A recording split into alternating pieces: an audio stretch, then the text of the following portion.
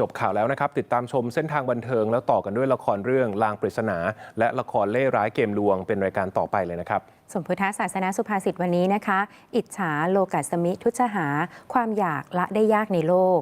ปิดท้ายข่าววันนี้ครับไปดูภาพสุดตระการตาเหนือท้องฟ้านะครับที่เมืองตูเจียงเยี่ยนในมณฑลเสฉวนของประเทศจีนครับมีการนำโดรนกว่า 30,000 ลำมาแสดงเรื่องราวต่างๆนะครับแล้วก็สร้างสถิติกินเนสเวิลด์เรคคอร์ดการบินโดรนพร้อมกันกลุ่มใหญ่ที่สุดและรูปแบบการบินทางอากาศที่ใหญ่ที่สุดในโลกลากันไปพร้อมภาพนี้สวัสดีครับสวัสดีค่ะ